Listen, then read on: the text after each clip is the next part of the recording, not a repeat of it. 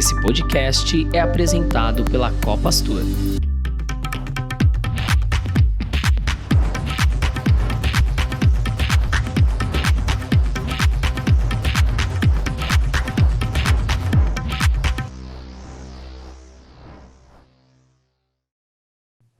Olá, sejam todos bem-vindos ao voo 029 de saída de emergência. Eu sou Renata Garcia e vou conduzi-los no bate-papo de hoje. Tripulantes, microfones em automático. O esgotamento pode ser entendido por um estado que resulta da persistência crônica da ansiedade exagerada. Sua origem pode ser proveniente de duas situações. Uma por questões circunstanciais e outra por situações pessoais. Essa foi a definição dada pelo Dr. Geraldo Balloni, que é especialista em psiquiatria, em 1997, e parece que nunca fez tanto sentido como nos dias de hoje. Já Byung-Chul Han, um teórico contemporâneo que há quase 10 anos escreveu o seu livro Sociedade do Cansaço, descreve o cansaço como uma doença que afligia a sociedade neoliberal do desempenho. Esse cansaço experimentado durante a pandemia forçou o autor a pensar novamente nesse assunto. E recentemente ele escreveu um artigo intitulado O Vírus do Cansaço, relacionando os efeitos da pandemia em uma sociedade que já estava exausta. Tem sido mais comum escutar "estou cansado, estou exausta", como resposta para o famoso "como vai você?". Então hoje a gente quer te convidar a relaxar na sua poltrona, respirar fundo e acompanhar a gente nesse voo. Nosso intuito é que no final desse bate-papo o seu sentimento seja de leveza e de que tudo vai ficar bem. E a gente vai começar o bate-papo de hoje com a minha colega de trabalho, a Júlia, que geralmente está nos bastidores do podcast Saída de Emergência e hoje está aqui como uma das nossas convidadas. Júlia, qual é o seu momento hoje? Como que você está? Ou o famoso, como vai você, Júlia? Oi, bom dia. Primeiramente, queria agradecer pelo espaço aí. Eu acho que esse assunto sobre estarmos cansados é uma coisa que nas últimas semanas eu tenho conversado muito com várias pessoas, com os meus amigos, com a minha família. E hoje, como eu estou, que nem você falou, né? Para mim é uma resposta frequente. E eu acho que refletindo, né? Depois que eu fui convidada aqui para participar, eu pensei que talvez eu esteja cansada desde sempre, né? Lógico que a pandemia foi um efeito talvez muito maior, mas por conta, sei lá, desde que eu me entendo como uma pessoa com tarefas para fazer, eu tenho esse estado permanente de cansaço. Meus amigos até brincam comigo, né? Tipo, que eles já sabem quando eles perguntam para mim o que eu vou responder. E hoje, especificamente, né, estando nesse período de pandemia, acredito que as coisas agravaram muito, e aí a gente pode decorrer ao longo do podcast os motivos, né, pelos quais esse cansaço está muito maior agora. Mas neste momento da minha vida, eu tenho muitas tarefas que eu decidi fazer nesse período, e aí agora eu estou tentando fazer um malabarismo com elas, né? Então, como você falou, eu trabalho na Copastur, além das minhas tarefas do dia a dia, da minha função no marketing, eu tenho outros projetos aí, que o podcast é um deles que eu lidero. Na minha vida profissional também eu estou fazendo uma pós-graduação, e aí eu estou fazendo um outro curso durante a semana, faço aula de inglês, tento ser a pessoa que dá suporte para todas as pessoas da minha família, para os amigos. Então, isso é uma coisa que hoje, todo dia eu vejo que um pratinho está caindo e eu estou tentando levar numa boa, mas eu me sinto constantemente cansada, é isso. Assim. Acho que muita gente se identifica com a tua fala, viu, Júlia? E eu vou trazer a nossa segunda convidada, que é a Thaís, está falando com a gente direto de Florianópolis. E queria saber, Thaís, o quanto que dessa fala da Júlia toca em você, ressoa, já estive lá, ainda estou, como você lida, o que você complementa ou alimenta dessa fala que a Júlia iniciou o nosso bate-papo? Ah, legal. Obrigada, Rê.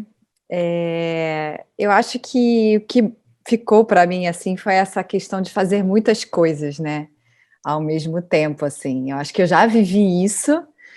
Acho que vivo ainda, acho que é muito difícil nesse mundo de hoje, tipo, quando eu fico sem fazer nada, literalmente olhando para o teto, tem aquela vozinha que fala assim, ai meu Deus, tipo, parece que vem um medo que alguma coisa vai dar errado, né? Porque eu tô aqui sem fazer nada, né? Então, eu acho que me conecto com essa vozinha que sempre fica falando assim. Mas, ao mesmo tempo, como na verdade, eu já tive um estado de estresse super agudo, que foi o burnout, eu vivi em 2016, e foi muito interessante porque eu nem percebi que eu estava, naquela época, eu não percebi que eu estava entrando nesse estresse, porque estava no ciclo normal de trabalhar, né, de lidar com a casa, com o marido e tarará. Só que aí meu corpo deu um sinal, que eu comecei a perder cabelo, gente. Eu comecei a cair. Meu cabelo começou a cair. E aí eu falei, gente, tem alguma coisa errada. Só que naquela época eu continuei seguindo, né? Vida que segue. E aí, depois de 2016, eu comecei a ter uma vida um pouco mais tentando ser um pouco mais tranquila, e aí também descobri várias coisas interessantes que me ajudavam, que tipo, não trabalhar tão sozinha, trabalhar mais em colaboração com os outros, algumas coisas que me ajudaram até nessa questão da energia, né? O quanto de energia que eu coloco nas coisas, nesse equilíbrio, assim. Então, acho que desde então, eu tenho tentado muito, me atentado muito para essa questão da gestão de energia mais do que a gestão do tempo, sabe? Então, eu tenho falado, putz, será que realmente vale a pena eu fazer isso, né? Eu sou consultora para empresas, então, às vezes, tem alguns projetos que as empresas me chamam para eu trabalhar com inovação e tal, e eu falo, cara, mas isso aqui eu não preciso resolver sozinha, vamos resolver junto. Então, eu levo uma questão, nessa coisa de sair de quem tem que trazer a solução, mas de levar a questão para que a gente construa junto. Isso, por exemplo, é uma forma de eu gerir a minha energia. Então, eu estou começando a aprender a como gerir minha energia no trabalho de uma forma mais eficiente, para que eu não me sinta tão responsável e com tanto peso sobre as coisas, sabe? Que eu acho que é algo que eu tenho tentado fazer, assim, isso com tudo, inclusive nos relacionamentos também, né? Às vezes eu acho que a gente eu pelo menos trazia muita coisa para mim, não, eu tenho que cuidar disso, né? Mulher, então, tem uma coisa de tem que estar perfeita, tem que estar linda, cheirosa, tem que ser inteligente, tem que fazer um monte de coisa, e fala, cara, hoje não deu, foi mal aqui, tô com CC vencido, peraí só um pouquinho, deixa eu ir lá me cuidar, sabe? Tipo, coisas assim. Então, tentar levar com mais naturalidade o que não deu, né? Então, falar, mas assim, cara, não deu, sabe? Então, acho que essa frase tem me ajudado muito, assim, nessa questão do fazer mil coisas, mas gerir a energia, que cara, não deu, sabe? Então, acho que eu me conectei a princípio nessa fala, assim. E é muito bacana, Thaís, você trazer isso, porque a gente sempre fala, tem livro, tem curso, tem, enfim, uma infinidade de conteúdos sobre a capacidade e a habilidade de fazer gestão do tempo, né? E talvez na nossa cabeça, em que o desempenho o troféu, né? O desempenho vai definir se você é boa ou não, se você é merecedora ou não. O gerir o tempo muitas vezes se torna, eu tenho que dar conta de fazer tudo, sim, eu tenho que fazer caber no tempo que eu tenho, né? Mas o quanto que isso nos adoece, nos enfraquece. Então, quando a gente muda esse mindset, essa palavrinha, e ao invés de tempo, colocar o energia e colocar o construir junto, que eu não tenho que dar conta de tudo sozinha, parece que a balança começa a ficar mais equilibrada, né? Exatamente. E aí isso me lembrou uma outra coisa, desculpa, Rê. Imagina. Me lembrou uma coisa, porque eu fiz justamente em 2017, que eu tive uma experiência de estudar e fazer projetos de forma diferente, que foi colaborativa, que eu comecei a entender que dá para a gente trabalhar de uma forma diferente e mais eficiente, né? E aí eu fiz um projeto que eu falei sobre burnout, inclusive, então eu fiz uma pesquisa sobre isso. E uma das coisas que saiu lá foi justamente a nossa noção de produtividade, né? O quanto que, por exemplo, essa coisa da gente ter que dar um resultado vem da nossa noção de produtividade, porque produtividade, se você vê no dicionário, é a quantidade de output por pessoa. E quando eu ouço isso, eu não sei, eu queria até saber o que vocês sentem quando produtividade é a quantidade de output por pessoa. O que Me parece? dá uma batedeira no coração aqui. Parece que eu tenho que estar sempre trazendo, resolvendo, apresentando, acrescentando. É como se já existisse, de alguma forma, uma expectativa sobre o meu papel, né? Sobre o que eu tenho que desempenhar. Você falou isso, já me deu uma batedeira aqui no coração. Não sei você, Júlia. Eu acho engraçado a gente até falar disso, porque foi uma coisa, inclusive, que eu estava conversando com um professor meu da pós esses dias atrás, que, de alguma forma, esse sistema que a gente vive de trabalho, esse sistema social, a gente encara que a gente tem que ser muito produtivo em tudo, né? Então, é bem isso que a Thaís falou, a gente tem lá a listinha de coisas que a gente tem que fazer, e a gente tem que fazer tudo muito bem, e isso se expande para as nossas relações também, né? Então, o quanto a gente tenta ser produtivo até nas nossas relações familiares, de dar mais suporte, de ser a pessoa da família mais engajada a ajudar o outro, e isso, de certa forma, impede que a gente se olhe um pouco, né? Eu falo isso por mim, pelo menos, porque quantas vezes eu percebo que eu me deixei em segundo plano para poder, sei lá, acudir a alguma necessidade da minha família, e o quanto eu só fui ver isso depois, e na verdade isso se repete, eu não sei simplesmente como resolver, sabe? Eu vejo, tipo, sei lá, ainda mais nessa pandemia, né? As coisas estão bem surreais para todo mundo, então o tempo que eu demando muitas vezes para dar um suporte que seja por telefone, conversando e tal, para os meus pais, é maior do que eu demando para mim mesma, assim, do tempo que eu me olho. Então, às vezes, minha mãe me liga pelo menos 1, 2 vezes por semana, a gente fica 1h30 no telefone. Eu não cuido de mim durante 1h30. Então, quando essas coisas vão acontecendo, a gente começa a olhar e falar assim, poxa, o que está acontecendo, né? Eu estou me colocando em segundo plano para ser produtivo, não só nas relações de trabalho, de estudo, que tudo mais que é metrificável, né? Essas coisas dá para a gente colocar numa listinha e colocar lá um checklist do que eu fiz e do que eu não fiz, mas e o resto, né? Uhum.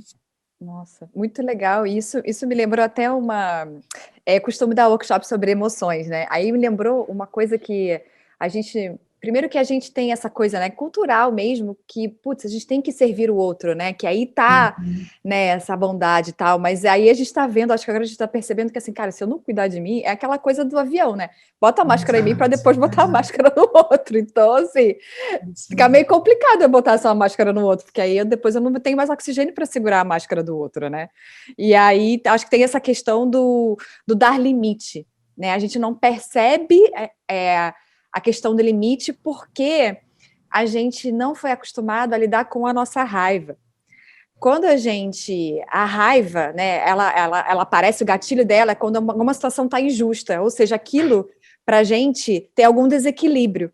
Só que a gente não foi acostumado a perceber esse desequilíbrio, e aí o que a raiva faz a gente fazer? Ela faz a gente dar limite e impor uma ação. Então, se a gente, na verdade, não consegue lidar com essa raiva e a gente abafa essa raiva, a gente está deixando de usar esse mecanismo natural nosso, que é esse mecanismo que diz, putz, não, peraí, rapidinho, mas óbvio, você não precisa dizer com raiva, né? Mas você poderia falar com essa, putz, mãe, eu tenho meia horinha aqui, vamos conversar meia horinha? E depois você pode ter 1 hora para você se cuidar, né? A gente não entende que a gente pode fazer esse jogo, né? Até porque a gente não foi acostumado a lidar com esses limites, né? Que a gente precisa entender que a gente tem, né? Então, é muito, para mim, assim, está sendo nesses 5 anos, né, desde 2016, tem sido esse muito tomar consciência das minhas limitações, sabe, daquilo que realmente eu não consigo. E aí é muito difícil, às vezes, para mim, quando eu olho as pessoas que são muito diferentes de mim e que aguentam, até tem um pique maior, mas eu não sou. Né, eu não tenho, tipo, eu, por exemplo, eu sou uma pessoa que eu preciso de espaço, eu sou uma pessoa que precisa tirar cochilo à tarde. É verdade, o meu corpo pede, eu fico muito melhor quando eu tiro cochilo. Só que aí eu vejo as pessoas me mandando e tal, tananã, amarradonas, e eu falo, caraca, tem alguma coisa errada comigo. Né? Só que, na verdade, eu acho que tem um lugar de se olhar e aí entender muito mais do que a gente está acostumado a entender sobre a gente. Que é entender, tipo, peraí, quem eu sou, como eu funciono, como é que é o meu corpo, como é que o meu corpo lida com a minha mente, como é que isso me nutre, de onde vem a minha energia. São tantas coisas para a gente descobrir, né? E aí eu acho que talvez tenha uma parada que eu tô falando assim, cara, quanto mais eu entendo que eu não sei sobre mim, mais eu chego mais perto de mim, porque quando eu acho que, eu sei, eu sou igual a esse aí que consegue ficar nesse pique, eu tô me enganando, sabe? E aí, tipo, é punk, assim, é punk esse caminho. Mas é o caminho que a gente está indo, eu acho. É que a gente foi doutrinado a acreditar nisso, né? Segundo esse teórico, o autor do livro que eu comentei, antes, né, na sociedade anterior, a gente tinha quem nos escravizava, nos controlava e nos cobrava o desempenho, né? Seja o seu chefe, seja a forma como a sociedade estava estruturada naquele momento, né? Foucault falou muito disso, e isso era um fato, era uma realidade há muitos anos atrás. Só que hoje isso virou, né? Não existe ninguém te cobrando a não ser você mesmo. Só que como cada um está nesse processo de autodescoberta, expansão da consciência e desenvolvimento, tem esse gap entre, mas espera aí, eu fui doutrinado assim, eu preciso me cobrar, eu preciso fazer, eu preciso me provar, o desempenho é a métrica é a régua que eu estou sendo medida, né, de alguma forma, mas isso não está ressoando dentro de mim da maneira como deveria, né, e talvez por isso, tantos casos de pessoas que estão, de fato, tentando se reconectar com a sua essência, e aí esse caminho não é fácil, né, Thaís, você pode falar muito para a gente também sobre isso, porque a gente não foi ensinado, né, a se ouvir, a se perceber, a se notar. A gente conversou muito, né, Júlia, sobre a questão do espelhamento, né, e as redes sociais estão aí, e é um tapa na nossa cara o dia todo, né, porque você vê a pessoa que acorda às 5 da manhã, corre, 6 horas está tomando café super saudável, às 7 horas já está produzindo e fica até às 11 da noite, consegue fazer um monte de coisa, você fala, caramba, eu não consigo fazer nada disso. Então, o quanto que esse espelhamento também leva a gente para um esgotamento, né, e nos alimenta nesse lugar de alguma forma, é cruel, né, pode se tornar cruel, assim. Queria ouvir vocês, ou Júlia ou Thaís, sobre essa questão, né, desse espelhamento e o quanto que ele pode ser nocivo, né, tornar-se até mesmo um gatilho aí para ampliar essa nossa sensação. Hoje, assim, isso baseado no que você está falando, Rê, eu percebo que talvez essa minha ideia de que eu tenho que ser muito boa em tudo, tenho que sempre tomar a frente das coisas, e como diria minha psicóloga, eu encaro tudo como tarefas. Então, por exemplo, Rê, se você vier desabafar comigo e falar assim, ai, Júlia, eu estou enfrentando um problema, piriri, pororó, pode ser tanto no seu trabalho quanto na sua vida pessoal, eu vou encarar aquilo como se você estivesse falando para mim que você precisa da minha ajuda. Então, na minha cabeça, aquilo vira uma tarefa que eu preciso executar. Então, assim, que nem eu falei com os meus amigos, nas minhas relações, as pessoas, quando elas vêm conversar comigo, e isso agora na pandemia se tornou uma coisa até meio que louca, porque eu não quero conversar com as pessoas exatamente por isso, porque eu acho que eu estou meio saturada e que se elas vierem desabafar comigo, aquilo vai pesar ainda mais. Então, eu tô a pessoa louca que não responde ninguém no WhatsApp, que some, porque não dá, assim, mas é isso, eu encaro, por exemplo, um desabafo como uma tarefa. Uhum. Se alguém vem falar alguma coisa para mim, eu acho que eu preciso resolver aquilo, isso é péssimo, né, porque às vezes isso acaba distanciando até as relações.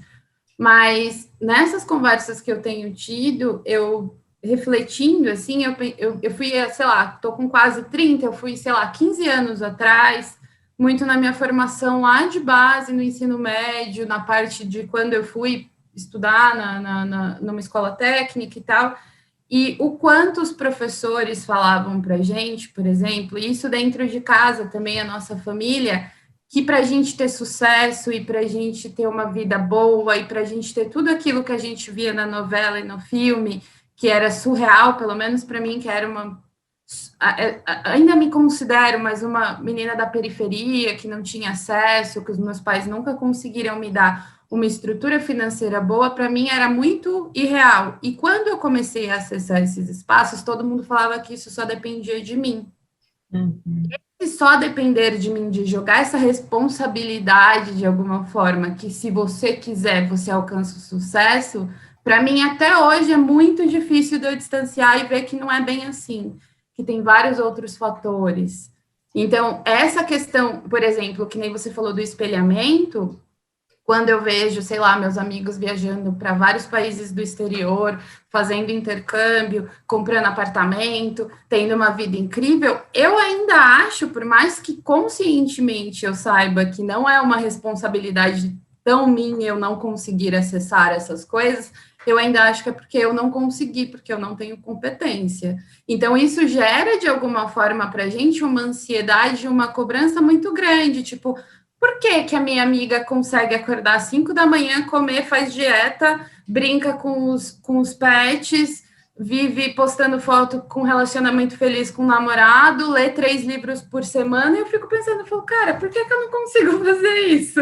Tipo, por que que todo mundo consegue e eu não? Então, isso é uma coisa que eu venho tentado trabalhar, de ficar menos tempo nas redes sociais, de tentar me espelhar menos, mas é uma coisa que para mim ainda é muito difícil, porque eu acho que está dentro de mim, está dentro da minha criação, está em tudo que eu recebi, tanto da minha família quanto na minha educação dentro da escola, de que só depende de mim, sabe? Muito legal. Isso me conectou, Júlia, com o que você falou, com essa questão assim, putz, mas eu tô olhando isso tudo que essa pessoa está fazendo, né? E essa pessoa, a princípio, está fazendo coisas que seriam uma vida boa, né, considerada por todo mundo. Mas será que para vocês também é uma vida boa? Eu fico me perguntando, né? Eu não sei quais são as minhas métricas de sucesso, digamos assim. As métricas de sucesso foram importadas. As pessoas me disseram que quero ter uma vida boa, sabe? Então, tanto que eu vou dar um exemplo meu, assim, eu vim morar em Florianópolis em março, porque eu queria realizar o sonho de ficar bem pertinho da praia. Só que aí eu estava procurando lugares para morar, né?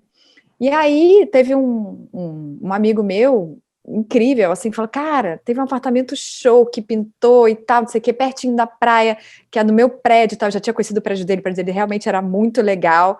E eu falei, beleza, vou ficar nesse AP, achei lindo e tal, tudo deu certo, tô nesse AP hoje, é onde, inclusive, eu estou falando. Só que quando eu cheguei aqui, eu descobri uma coisa. Eu descobri que talvez eu queira estar mais perto da natureza ainda. E esse apartamento, ele me traz paredes que, de alguma forma, me desconectam com toda a beleza que está lá fora. Eu queria estar em algum lugar um pouquinho mais amplo. E aí todo mundo olha para esse apartamento, nossa, esse apartamento é lindo, e tarará, tarará, tarará. Eu falei, tá, mas eu posso querer outra coisa, né, que não seja... e aí esse querer, acho que vem desse lugar do coração, assim, do sentir, sabe? Eu sinto que eu... né, e não é um descontentamento, sou agradecida por aqui, mas o que eu tô querendo dizer é, assim, o quanto que talvez, eu aceitei, assim, sem pensar, porque é óbvio que isso aqui é um bom lugar, mas talvez eu queira experimentar uma outra coisa, né, meu coração esteja pedindo por uma outra coisa nesse momento, sabe? E aí o que eu tenho entendido muito nesse tempo é de tentar me conectar com o meu coração, o que ele está pedindo, porque só ele vai conseguir me diferenciar, e acho que também tem uma coisa que eu estou aprendendo, que acho que eu até falei, que é o quanto que eu sou diferente do outro, né, e eu acho que a gente não está acostumado a ter essa questão da diferença, né, e eu acho que, e aí é difícil mesmo conviver com isso, assim, para a gente criar nossas próprias métricas, assim, sabe? Ou experimentar coisas novas. Eu achei muito legal o que você está fazendo, Júlia, de tipo, não, agora eu não estou nem respondendo, né? Você falou, essa pessoa louca que não estou respondendo mais o WhatsApp. Mas, cara, você está experimentando uma situação nova. E para onde isso pode te levar? De repente, para mim, esse é o jeito que eu tenho também conseguido quebrar hábitos, sabe? Tipo, porque a gente vai nessa coisa do automático, né? E aí tem uma coisa, inclusive, que eu também andei estudando, e eu falo sobre isso às vezes, que é a gente entender como funciona o nosso corpo. A gente tem um cérebro, a gente tem 2 sistemas, tem o sistema 1 e o sistema 2, vocês já ouviram falar. O sistema 1 é o sistema automático das respostas automáticas, é aquilo, tipo, os meus neurônios já criaram um caminho, e ali eu vou para eu, tipo, economizar energia.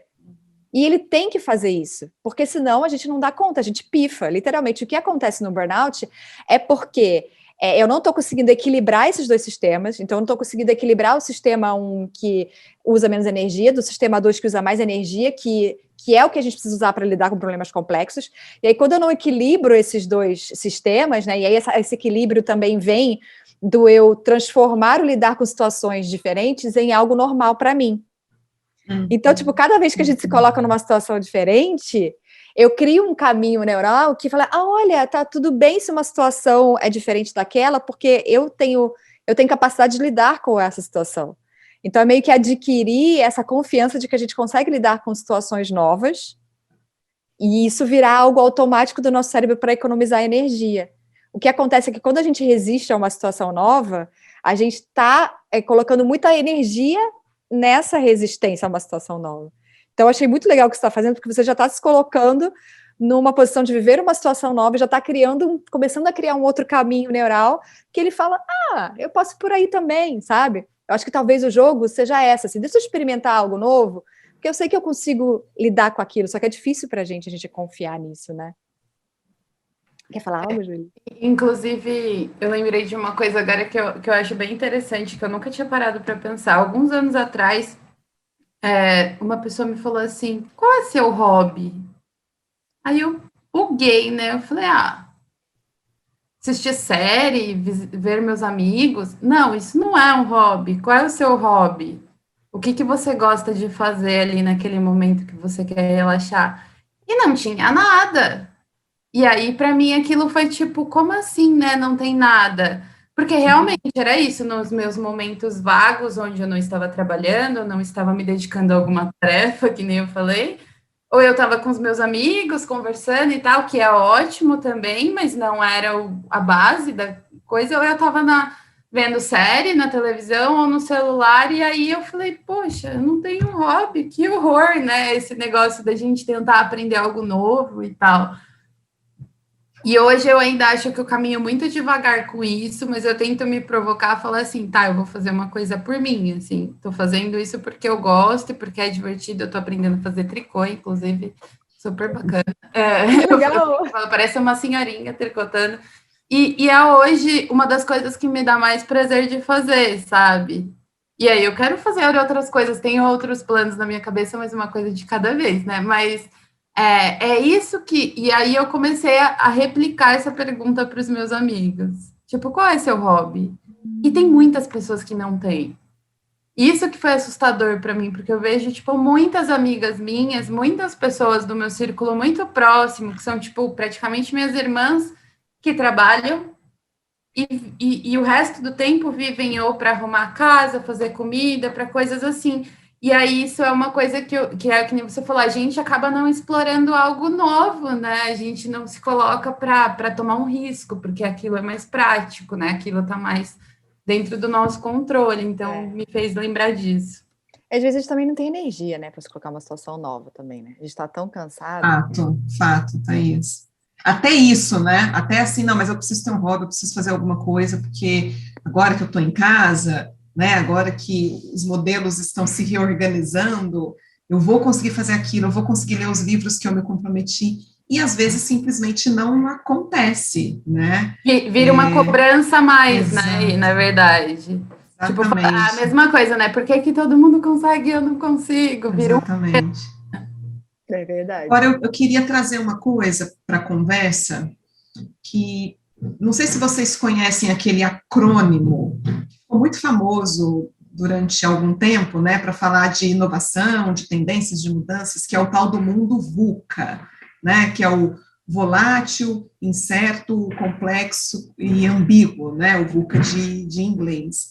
E eu estava lendo ontem uma matéria, não me recordo aonde agora especificamente, mas que existe um novo termo, né, que foi um futurologista e antropólogo, James Cattell, que inventou esse novo termo, considerando todas as mudanças que a gente está vivendo agora, que é o mundo bunny, e também é um acrônimo em inglês, que é de brittle, que é frágil, anxious, ansioso, non-linear, não é linear, e incompreensível. Então, esse é o mundo que a gente está vivendo hoje, né?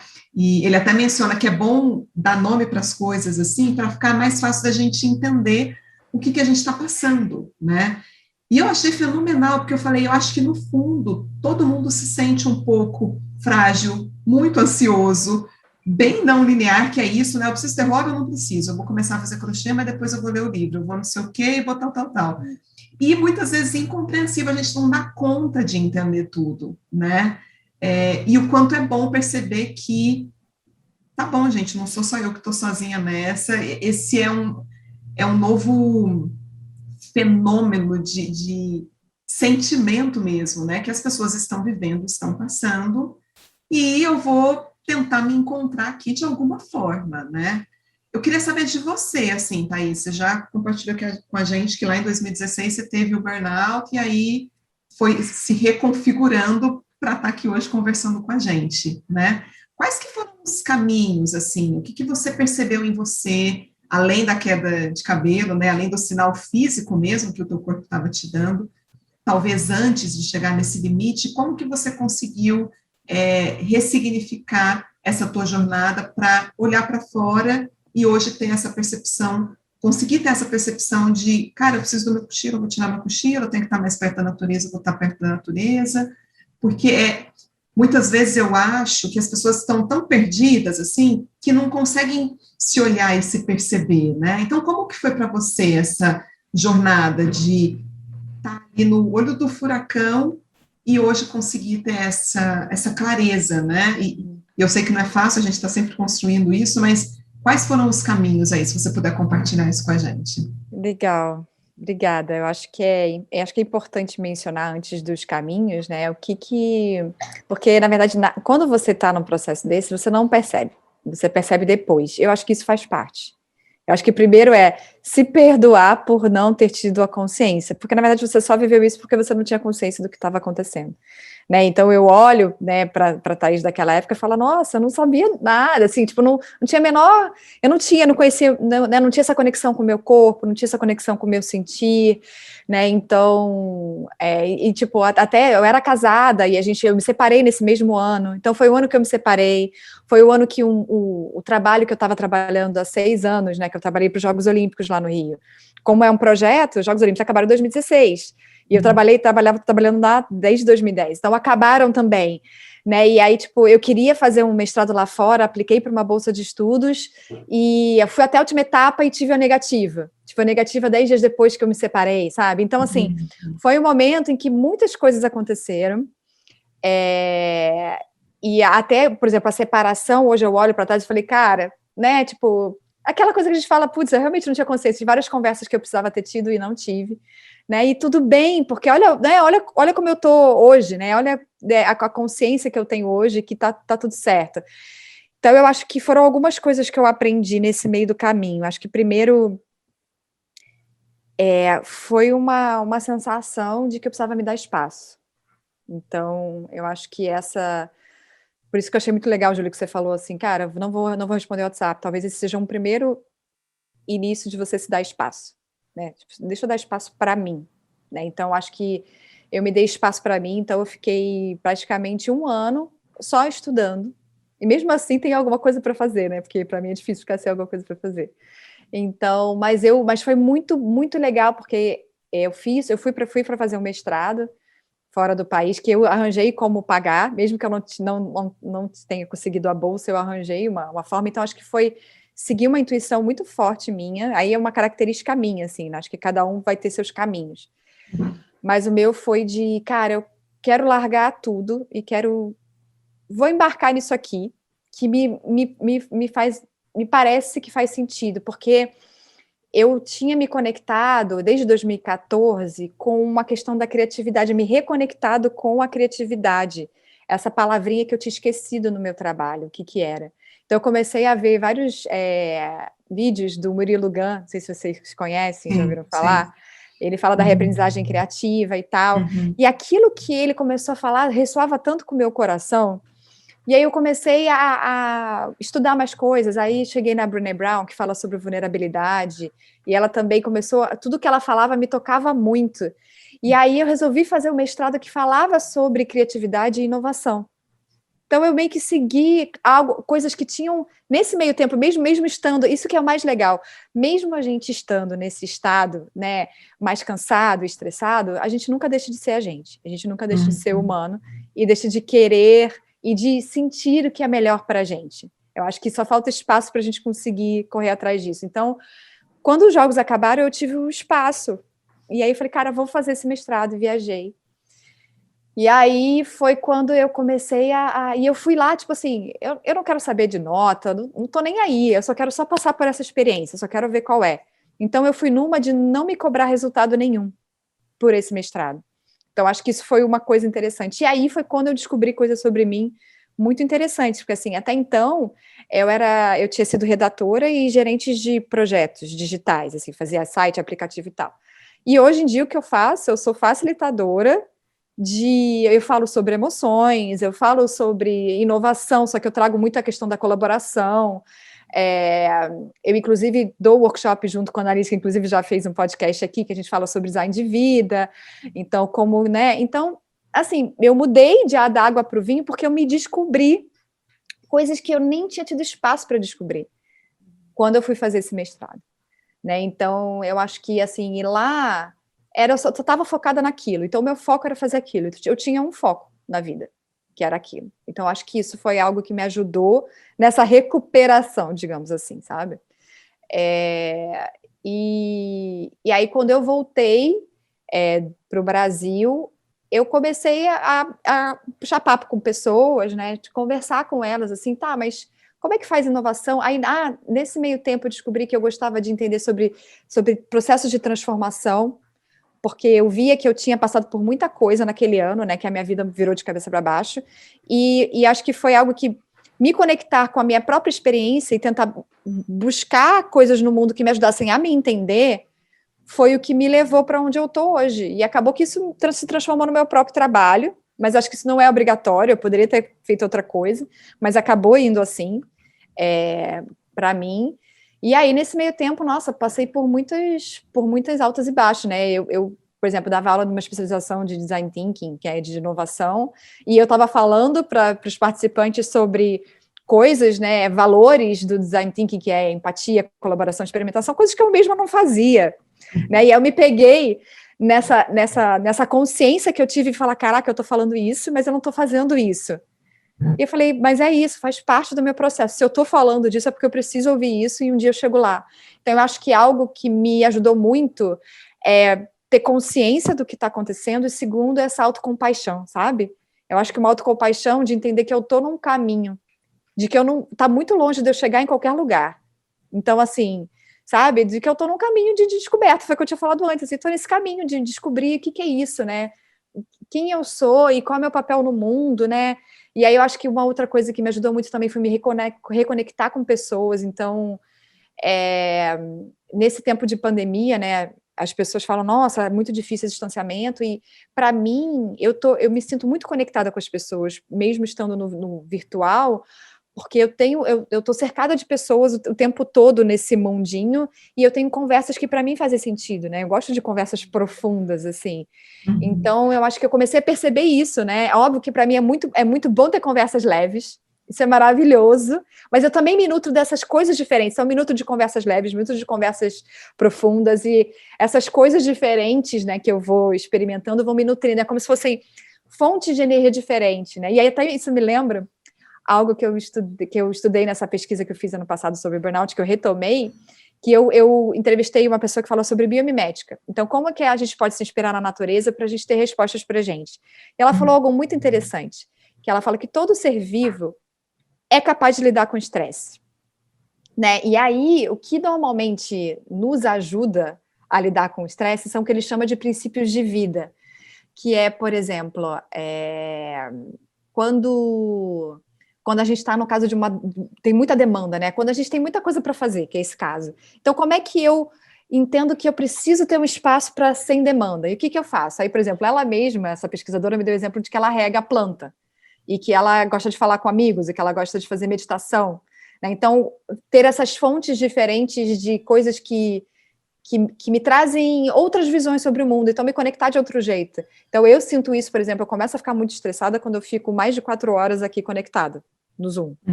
E aí eu preciso, tipo, nem que seja, às vezes eu vou lá para baixo do meu prédio e fico olhando para o nada, sabe? São estímulos diferentes, assim, nesse sentido em termos de textura, quase de texturas de estímulos diferentes, sabe? Não sei explicar.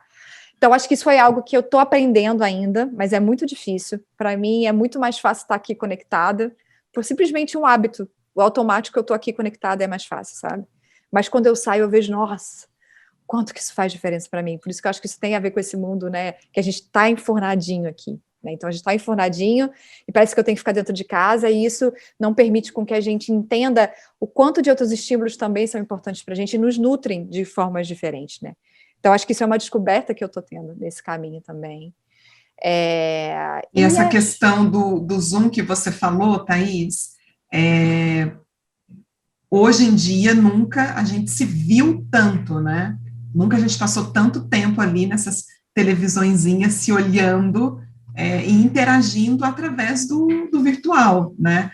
Sim. O tal do Zoom nos tornou zumbis, porque a gente está o tempo todo dentro da tela, né? Se olhando.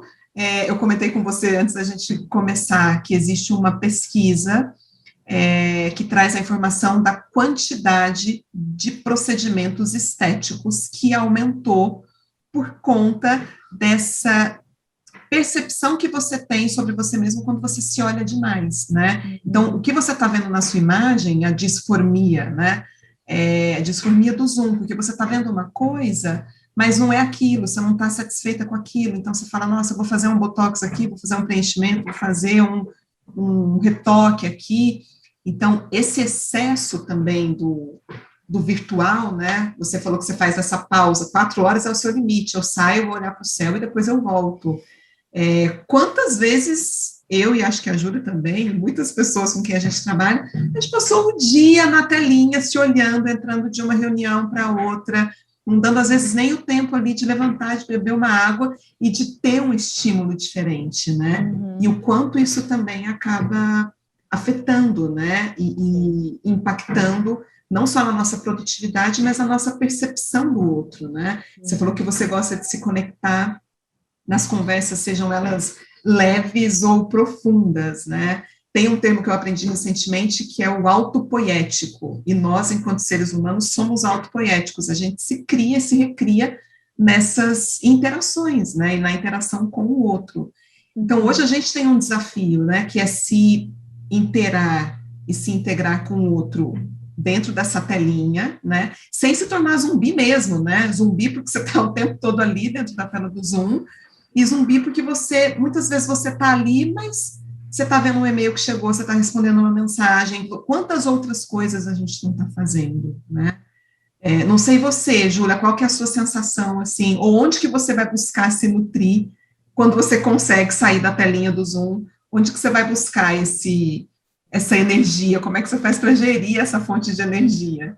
Eu vou te falar que eu não consigo, tá? Gerir isso. É uma coisa que, quando parte do período da pandemia, eu passei na casa do meu namorado, assim, e aí eu tô aqui no computador, reunião, Zoom, responde e-mail, aí pega o celular, vai ver Instagram, ver postagem, ver LinkedIn, ver coisa, aí desliga daqui, vai pra televisão, assiste série, e tem momento que quando eu tô na minha casa, daí aí aqui é mais difícil, porque eu moro sozinha, eu moro numa casa, tem quintal, mas eu posso contar da quantidade de vezes na semana que eu vou no quintal, assim, eu vou quando eu preciso, sei lá, ou estender uma roupa no varal, ou botar o lixo na rua, mas eu não saio de dentro de casa, eu fico o tempo inteiro.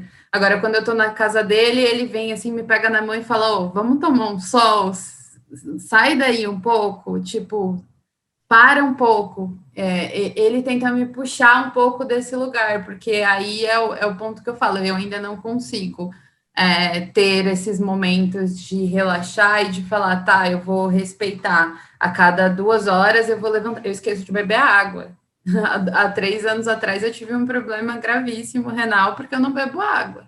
E isso não é só na pandemia, normalmente, assim, na vida normal, ou eu deixo a garrafa do lado para lembrar que eu tenho que beber e ainda assim eu não lembro. Então, é bem complicado para mim ter essa baliza de entender que, às vezes, se eu passar 8 horas seguidas na frente do computador ou ter pausas de 30 minutos a cada 3 horas, não vai me fazer ser mais ou menos produtiva.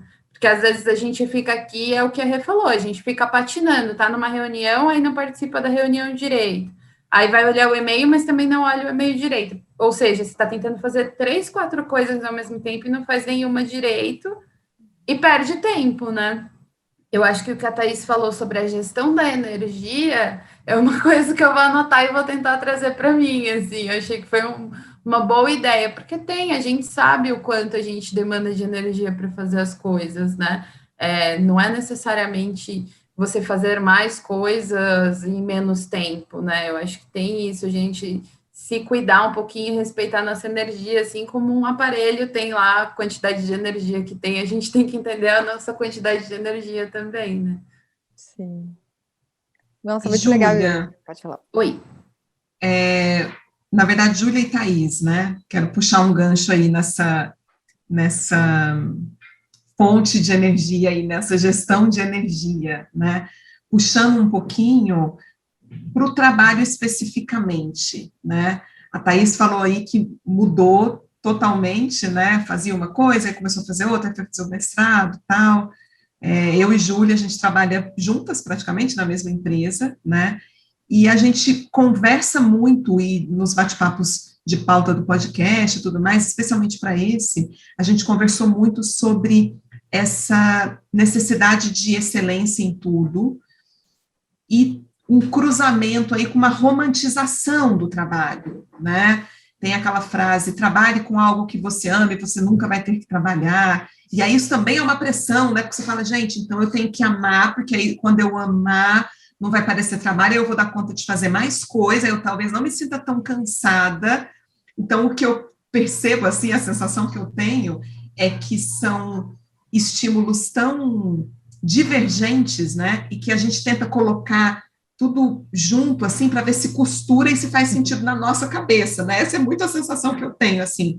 Não, mas eu tenho que amar, porque se eu amar, eu vou dar conta de ficar 19 horas, e aí talvez seja essa minha fonte de energia, então eu não vou precisar olhar para o céu, porque a própria tela do Zoom vai estar me nutrindo. Então, eu queria ouvir vocês nesse ponto, assim, né, do trabalho mesmo, né, do que a gente faz, onde a gente consegue os nossos recursos financeiros, vamos colocar dessa forma, né, o quanto que a gente consegue se relacionar sem ser prejudicial, para que a gente consiga fazer um bom trabalho, né, mas também não tornar isso algo que possa ser um gatilho também, que esse perfeccionismo não se torne um gatilho para um estado de burnout, ou de cansaço, ou de cobrança infinita, ou de insatisfação permanente e constante. Não sei quem é que quer trazer aí o tema trabalho, ou Júlia, ou Thaís, fiquem à vontade. Rê, eu vou começar com a minha visão, porque aí eu acho que a Thaís consegue falar até um pouco do que eu...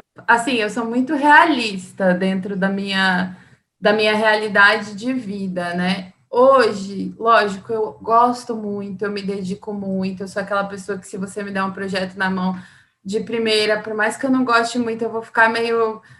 ressabiada, vou fazer aquela cara de poucos amigos, mas depois eu vou pegar e vou ter toda a dedicação, assim, como uma coisa que me dá brilho no olho e que eu gosto, isso independente do que venha para o meu colo, dentro do trabalho. Mas eu não romantizo essa relação com o trabalho. Eu já romantizei por muito tempo, eu brinco que até, sei lá, uns 23, 24 anos, eu acreditava que meritocracia existia. Então, hoje eu não romantizo mais, eu vejo que a gente tem, sim, que gostar daquilo que a gente está fazendo, porque faz parte da nossa rotina, mas eu não tenho mais essa visão que, nossa, eu preciso muito amar o que eu estou fazendo, né? Tipo, aquela visão... Eu acho que a gente fala tanto de propósito nos últimos anos, de trabalho com propósito, eu acho super válido a gente pensar nisso, mas hoje eu enxergo que o propósito no meu trabalho, quem dou sou eu.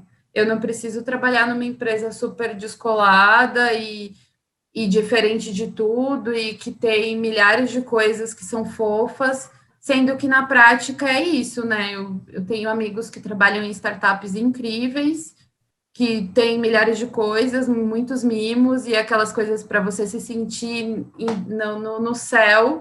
E no final de contas, eles trabalham de segunda a segunda, não tem hora para sair, não tem hora para entrar. Hoje eu respeito muito o meu espaço de, tipo, eu prefiro muito ter hora para entrar e hora para sair do que quando eu trabalhei. Eu trabalhei em agência de publicidade, agência de eventos, várias coisas, e era essa romantização de falar, você trabalha num lugar descolado, num lugar bacana, só que eu não tinha hora para sair. Eu tinha hora para entrar, mas não tinha para sair. Então, para mim, hoje, eu prezo pela minha qualidade de vida. E sobre o que você falou, assim, relacionado a ter um pouco desse controle de, sei lá, sentir qual que é a energia que eu vou colocar nas coisas e tudo mais, eu não consigo ter. Então, eu acho que é muito isso que a Thaís trouxe, assim, a gente precisa se desafiar, sabe? Você mencionou muitas coisas, né? Eu acho que a questão dessa necessidade de excelência em tudo é uma coisa que eu estou experimentando, porque assim que começou a pandemia, eu sempre, desde que eu fiz essa transição, né, eu trabalhei em consultorias.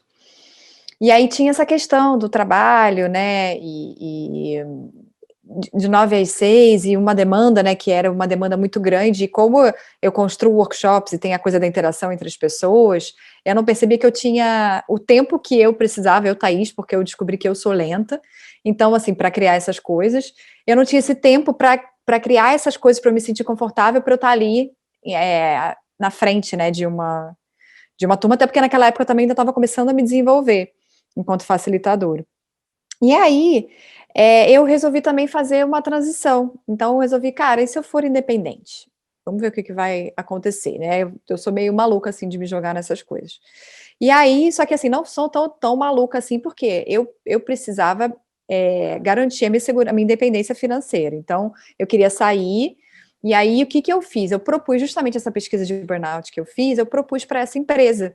Eu falei, olha, tem um assunto que eu iniciei em 2017, que eu acho que tem tudo a ver com o que vocês querem fazer, essa empresa que eu saí. Então, eu falei, eu quero fazer esse projeto para vocês como uma pessoa de fora, quero me experimentar nesse lugar de quem vai fazer um projeto para uma empresa, mas estando no lugar de fora. E aí foram 4 conversas super difíceis que a gente teve, até a gente ajustar como seria esse projeto, como que a gente faria a questão do preço e do valor criativo do que sairia de lá. E eu tinha algumas coisas que, para mim, eram valores muito importantes, assim. Eu nunca acreditei de que uma empresa, por ela me pagar o valor, ela tem direito a ficar com isso que eu criei. Na verdade, são os dois, porque ele está me pagando pelo tempo que eu estou desenvolvendo, mas o que sai dali é de nós dois. E eu também queria testar isso. Então, foram 4 conversas muito difíceis que eu tive com os sócios dessa empresa até a gente ajustar esse projeto. Para eu fazer isso. Então, eu tive esse momento em que eu tive que cuidar dessa minha coisa que era importante para mim, a minha independência financeira, e tentar testar esses outros valores em forma de trabalhar. Então, o que eu estou querendo dizer é que, desde aí, eu comecei a testar novas formas de trabalhar, porque eu acredito que essa forma que a gente tem hoje não é uma forma tão saudável assim, eu acho que a gente está vendo isso, né? Só que a gente não sabe qual é uma nova forma, acho que a gente está nesse momento de perceber esse incômodo, e aí esse incômodo vai levando a gente aos pouquinhos a experimentar coisas novas. Então, comecei nesse experimento, e aí também comecei a fazer projetos com outras pessoas, que inclusive um deles é com a Annalise, o outro é com o Vini, eu faço o Transform Lab também. E aí eu comecei a perceber que tinham coisas que realmente eu não queria fazer. Porque assim, nesse mundo autônomo eu vendo workshops, né? Eu não queria cuidar de vender workshop. Tipo, essa coisa do empreendedor, né, que tem que fazer tudo, isso também já era um estresse gigantesco, assim. E aí eu comecei a reparar e falei, cara, tem gente que super ama fazer isso. Como é que eu arranjo um jeito de chamar essa pessoa? Embora eu não tenha dinheiro para pagar. Mas, amigo, tu tá afim, o projeto faz sentido, me ajuda nessa aí, se a gente vender alguma coisa, a gente racha esse negócio, sabe? Então, no início, eu trabalhei sempre em 2. Então, nós dois fazíamos toda essa parte de venda. Eu comecei a ver o quanto que aquilo me estressava e que aquilo, eu não estava no meu melhor de energia. E eu comecei a falar isso para a pessoa e falar assim, cara, não tô afim de fazer isso. Ele falou, tá, mas aí se a gente não fizer, eu falei, se você tiver a fim de fazer, beleza, se não, cara, eu prefiro não fazer o projeto ou a gente dá um outro jeito, sabe? Então, eu acho que também tem um lugar que eu aprendi que é até a lidar com o desapego, assim, fala, cara, isso para mim, eu prefiro até que esse projeto morra do que eu ficar nesse lugar que me consome muita energia e que não faz sentido, sabe? Então, acho que isso foi uma coisa que eu aprendi, que realmente eu não tenho excelência em tudo, e que as coisas me consomem muita energia. E o legal é que quando eu falei isso, a gente conseguiu solucionar de outro jeito, juntos, sabe? Então não é assim, eu tenho que, eu não consigo fazer isso, mas eu tenho que suprir essa necessidade porque eu acho que a gente precisa disso para o projeto funcionar. Eu falei, cara, isso não tá bom para mim, como que a gente resolve? Então aí eu descobri quanto que a gente consegue ser realmente parceiro, sabe? O quanto que o outro acolhe esses nossos limites, sabe? E a gente acolhe enquanto grupo, porque a gente quer fazer aquilo acontecer, só que não daquele jeito como está acontecendo. Então, acho que realmente essa coisa de ser excelência em tudo realmente não faz sentido, assim, mas é muito difícil pra gente, porque a gente não sabe o que vai dar, porque é um lugar novo, né, de dizer que eu não consigo fazer. E eu acho que amar o que faz, gente, eu tô aprendendo todo dia, e depende da época. Tem épocas que eu tô amando mais uma coisa, tem épocas que eu tô amando outras coisas. Então, cara, é muito volátil. Eu acho que eu tô aprendendo nesse mundo, até nesse mundo bunny, é que as coisas realmente são incompreensíveis, no sentido de que, assim, agora é isso que faz sentido. E aí, tipo, agora eu tô amando fazer isso, né? Agora, por exemplo, eu tô começando a me relacionar com a pessoa, eu tenho energia que eu dedico para aquilo. Ano passado eu não tava me relacionando com ninguém, então eu tava energia, entendeu? Assim, então, cara, eu sou finita, tem esse corpite aqui, que infelizmente é finito. Então eu preciso entender que as coisas, né, tipo, exigem a minha energia, né, e quanto que eu tô a fim de dar. O mais difícil disso tudo é o dinheiro, né, gente? Vamos combinar, porque aí como é que eu tenho dinheiro vivendo desse jeito? Mas eu acho que sempre alguma mágica acontece. E eu acho que tem um outro fator que eu tenho aprendido, que é a presença. Eu não sei nem se é amar o que faz, mas tá ali presente, sabe? O que faz. Eu tô aqui, e aí isso é algo que me ajudou muito, foi desconectar com WhatsApp, Instagram. Tanto que eu sei que eu perco muitas coisas por conta disso. Mas acho que eu também ganho outras, entendeu? Que é a presença. Tipo, agora eu tô aqui com vocês, 100% aqui focada nessa nossa conversa, sabe? E eu tenho trazido isso, que aí eu acho que, para mim, o meu senso de produtividade vem do quanto que eu tô presente, mais do que o quanto eu entrego. Porque aí é o melhor que eu pude dar naquele momento, entendeu? Então, eu estou muito experimentando essa nova produtividade como esse senso de presença, sabe? De eu estar ali agora, fazendo isso que chegou para mim, né? E que eu topei estar ali. Então, se eu topei estar ali é porque eu quero estar ali. Se alguém me propôs é porque faz sentido eu estar ali. E entender que a gente está... Essa conversa de nós três aqui é onde a gente tem que estar nesse momento, sabe? Então, eu não tenho romantização do trabalho, mas eu acho que eu tenho mais romantização talvez do momento presente. Acho que isso eu romantizo. Eu fico pensando na sua fala, Thaís, do quanto também é utópico essa questão de falar assim, você precisa amar muito o seu trabalho. Se você executa ele bem e você se sente bem com isso, eu fico imaginando, fico pensando, sei lá, da minha forma de imaginar, que é um peso que colocaram a mais dentro de uma relação que, assim, por que a gente trabalha? A gente trabalha, que nem você falou, porque a gente precisa de dinheiro. É essa a dinâmica da vida, né? Tipo, dentro da nossa construção social, o trabalho, ele é um ofício. E toda essa carga que se colocou, você tem que amar o que você faz, é algo só para você ficar mais refém disso, ao meu ver, né? Para você ficar refém dessa relação de trabalhar 12, 13 horas por dia, que hoje, pelo menos ao meu ver, eu sou totalmente contra. Lá atrás, quando eu comecei a trabalhar, eu tinha essa coisa de ser workaholic, de trabalhar de fim de semana, de ficar até 1 hora da manhã em casa trabalhando, e hoje eu falo, opa, não é? E a minha vida? E eu? Onde eu fico nisso tudo, né? Uma coisa que a gente conversou muito, que até a Rê citou, desse peso que existe dentro das relações de trabalho, de você ser o melhor, da pessoa que não quer ser a melhor e ela faz a entrega dela dentro dos limites do que é pré-estabelecido dentro de uma função, ela é vista como mediana, sendo que ela está fazendo o que ela tem que fazer, ela não é a pessoa que quer se mostrar mais. E como que fica essa pessoa? Ela não vai ser nunca reconhecida, ela vai ser aquela pessoa que vai estar sempre como se fosse um fantasma dentro dessa empresa, pensando no conceito de firma, que a gente fala, né? Ela vai estar sempre ali atrás, escondida dos que querem muito aparecer, dos que querem muito crescer. E aí isso é justo? Sendo que ela faz muito bem o trabalho dela e entrega aquilo que ela se propõe, as pessoas que são vistas como medianas, qual que é o problema delas serem medianas também, né? Tem um lugar que você falou, me lembrou uma experiência que eu tenho tido, que assim, como eu tô autônoma, né, foi muito engraçado que eu recebi o feedback de um cliente desse, ele falou assim, Thaís, eu não te chamo tanto pelo que você entrega, eu te chamo mais por quanto que é bom trabalhar com você. Então, eu acho que tem um lugar de quando, assim, acho que está caindo, a gente está vendo que, assim, talvez o resultado, ele é importante, mas ele acontece quando a relação flui e quando a gente trabalha bem um com o outro, sabe? Tenta pensar nas situações. Quem que você gosta de trabalhar junto? Será que é porque essa pessoa realmente entrega algo foda ou algo foda nasce porque a gente está trabalhando bem junto, sabe? Tipo, Tostino vem demais para pesquisa, ou pesquisa vem demais. Eu não sei quem vem antes, o ovo ou a galinha nesse caso. Então, e aí eu acho que tem esse lugar da gente, pelo menos eu estou percebendo que as pessoas estão entendendo o quanto que é importante eu mais poder confiar em você, né, de que você vai estar comigo quando a gente precisar passar um perrengue, do que você vai ser aquela pessoa que vai, né, falar super bem, entregar uma apresentação maravilhosa e tal, sabe? Acho que essa vontade de entregar a apresentação maravilhosa vai vir porque a gente está aqui junto fazendo isso e isso faz sentido pra gente, sabe? Então eu tenho aprendido muito essa relação entre o trabalhar bem com as pessoas e o resultado, sabe?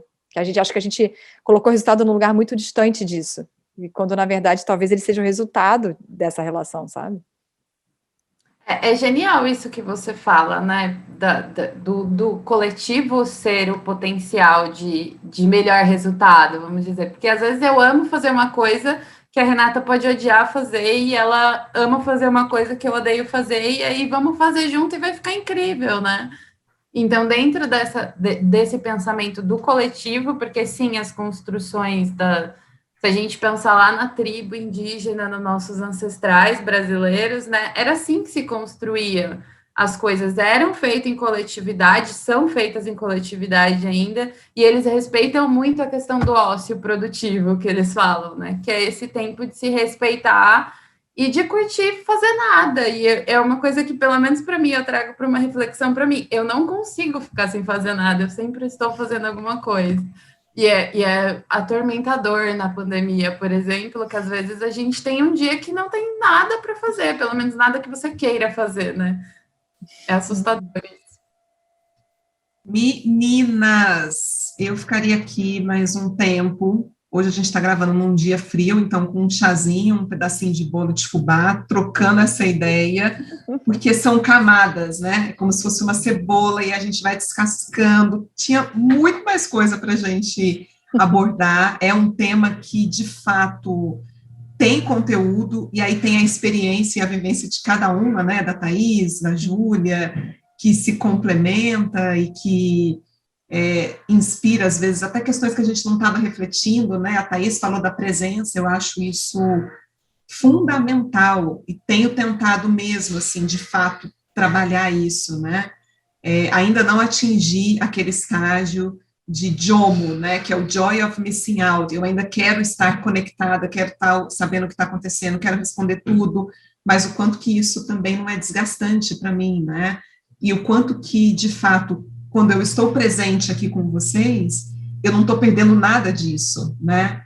E se eu me afasto, eu também perco. Então, como fazer essas relações de forma otimizada, né? Eu acho que, no fundo, não tem fórmula, né? É o caminho muito no que a Thaís trouxe, no que a Júlia provocou de se autoconhecer, se olhar, se perceber, e é um processo que é constante. Mas eu espero muito que todo mundo que nos ouviu ou que nos viu termine esse podcast com uma sensação, como eu disse lá no começo, de leveza, né?